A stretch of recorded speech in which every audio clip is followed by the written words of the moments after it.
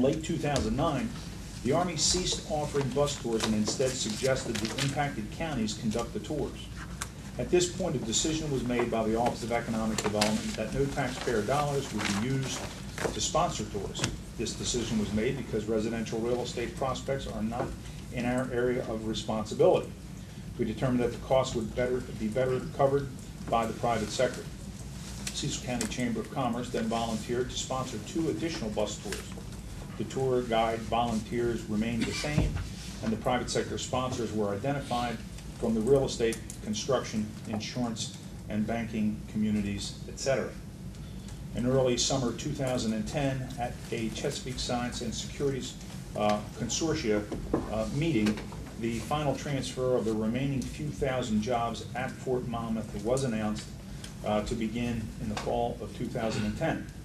This meant that the remaining personnel would be getting their transfer orders, and it was stated at that time that if anyone was considering a final tour, this is the time to do it. Erica Quisenberry, my staff, returned from this meeting, shared the information on the final transfers, and stated that the Chamber was in the process of selling their building and moving to a new location and unable to sponsor a tour.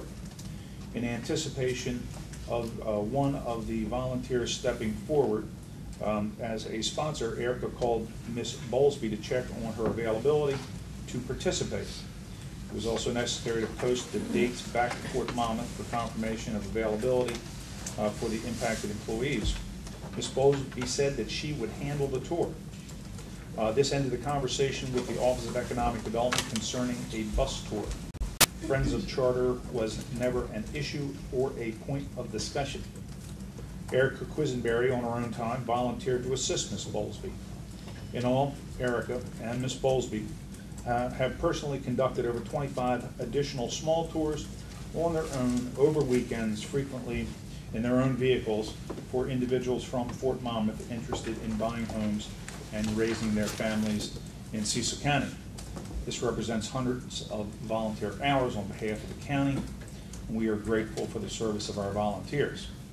I was asked also by Mike Dixon to provide a contact person that he could talk to regarding the Army tours, and I've included it in this report. The contact person concerning the Army tours is Karen Holt, director of the Chesapeake Science and Securities Carter Consortium, and I provide her telephone number. Again, no county funds were expended on these activities.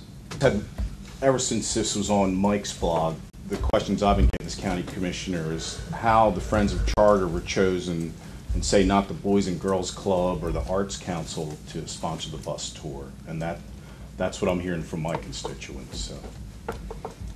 If I may respond to that, since I did all the bus tours, Erica, I was a logical person for Erica to call. And that's why she called me, because I was really the only other person that actually did the Vogel bus tour with Erica. Friends of Charters. And I chose Friends of Charter. Yes. To be the recipient. Statement was just made. You have an economic development director who's using the county employee, county assets at a county function, and he doesn't care. It's not important to him who puts the tour on.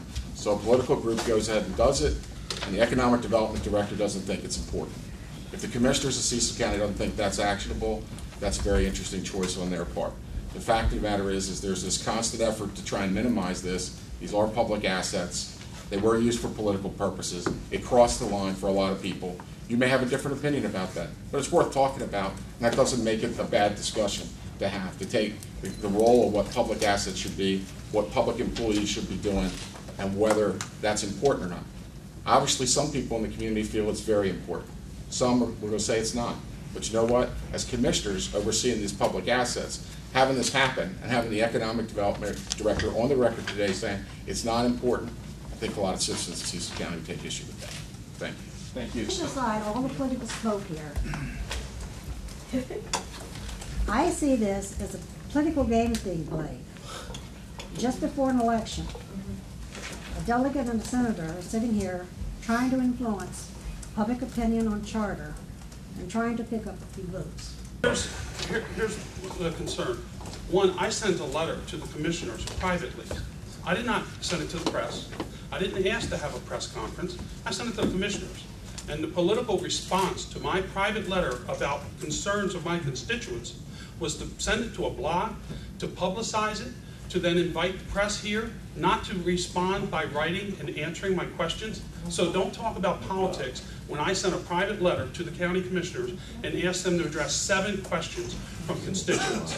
So we didn't call this conference, we didn't start this political process. That was started by whomever took the letter and leaked it and then said, be here Tuesday at 10. And an attempt at communication and going along with Delegate Smigil's comment there.